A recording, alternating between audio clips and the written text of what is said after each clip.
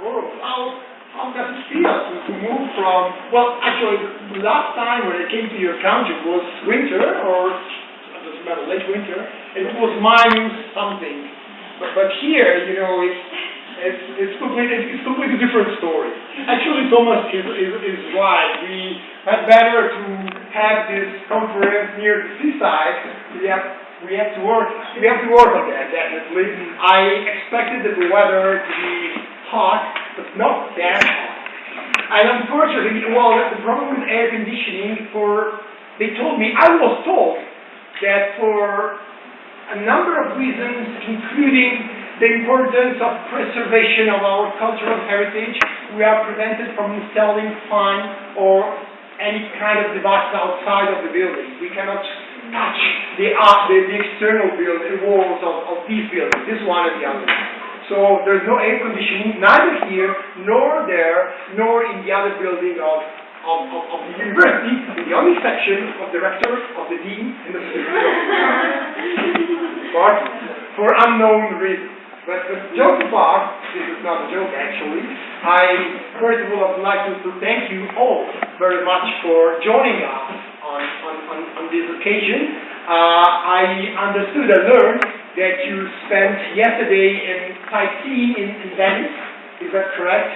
I hope you enjoyed it, even if it's not so easy to walk and enjoy the city under the sun in this period of the year, and you see that.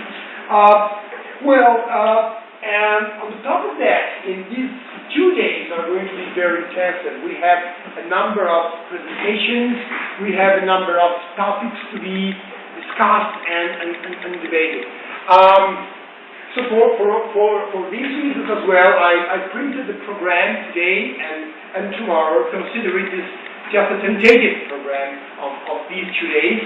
We started in this room this morning. If you find the weather to be an acceptable warm, we can move in the garden in the afternoon. Your choice. It's a bit fresher. If you want to do that, maybe during the lunch break, which is going to be at 1 p.m., we can go in my office and print your PowerPoint presentation in order for you to have the presentation printed in your hand while you talk to us, and outside under the trees, on the grass, maybe the weather is a bit more acceptable. However, here inside we have desk, seats, and so you're going to discuss it this during the coffee break. I'm not a very good organizer, and I'm even worse in opening sessions, and it's also for this reason I would ask perhaps Thomas to give you some words on his perspective about this event. So if you want to go. So first of all, I want to thank you and to the University of Ferrara for hosting us in this beautiful town. It's the second round of Italian Kazakhstan Tax Forum, and I'm very proud of it that we are continuing our cooperation. It's nice to see the Italian team or part of it. I think there will be still more colleagues coming, right? Yeah, sure. At the same time. And it's nice to see one of our students being part of the Italian team. So I'm happy that Xenia had time to spend in Ferrara. I'm very happy for all the rest of our team to come and visit different places in Italy before the forum already. And I know they were working very hard on the topics that you have assigned to us. There was a challenge for a number of our students, but many of them did a very good job, and I'm proud of seeing their draft presentations, and I look forward to listen to them and discuss with them today. What I would like to note that thanks to our original cooperation, which started in 2010 when I came to visit this colloquium on substance overform. We didn't even know each other before with Marco, but we gradually basically built our relationship to the level that already this year we managed to sign the exchange of students agreement, which opens doors to a number of students from Ferrara and also students from Almaty to come and spend time at each other's university. And so maybe some of you may come back, maybe in spring, and enjoy this part of Italy in different climate as well. I don't want to take a long time, so I would just say I'm excited to have time together with you, Marco, next 2 days and discuss together with our students.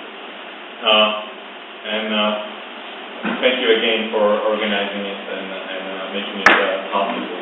I would also like to thank Ksenia, who was organizing it, or co-organizing and helping our team with all the logistics. So thanks, Ksenia, for being very supportive of our team. So yeah, and let's have a great time together. Thank you. So we have the idea. I had in mind. I think all of you should have the printed version of the program. We have 2 sessions before the mid-morning break. And so, theoretically speaking, a couple of hours, de facto, as a matter of fact, 130 minutes. My idea, and obviously two speakers on each of the topics on the program. My idea is to have very brief, very short presentation on the first and on the second by the 2 speakers, one Italian, it's going to be actually me. On the first 2 topics, and some of you for the first, some others for the second, and then allow room for discussion or input from the floor, from the other participants. My impression, I think that I can move right now from being the chairman of the session to be the first presenter.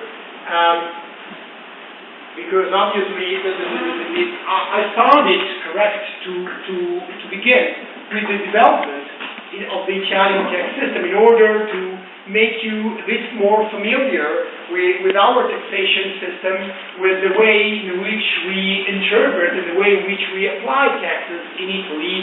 The point is why this country has become what it is today, with all the pros and many old cons of our text. So there's the point. When we think about Italy, we can consider that there are 3 main steps in the development of our tax system. Italy became a republic right after the Second World War, when our legal system experienced a drastic, a tremendous reform for reasons that you all well know. And at that time, 1948, we passed our first constitution, Republican constitution, which is the Grundnorm, the basic rule of our legal system, and which is obviously very important also for what concerns taxes.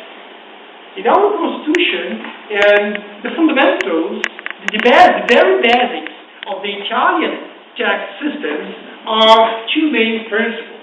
The first point, principle of legality. No taxation without representation.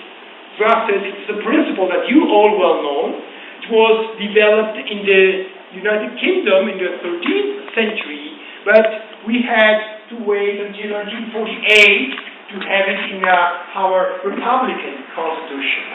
There was a similar principle even before that, when Italy was a kingdom, but the statute at that time, that was not a constitution statute, was not that accurate and so important as our Constitution is. Principle of legality, or as we call it, the reserve law, clearly says that in Italy, no taxes can be implemented without the consensus of the parliament. But it's also true that in Italy, also regions or minor territorial entities, so to say, have legislative power. And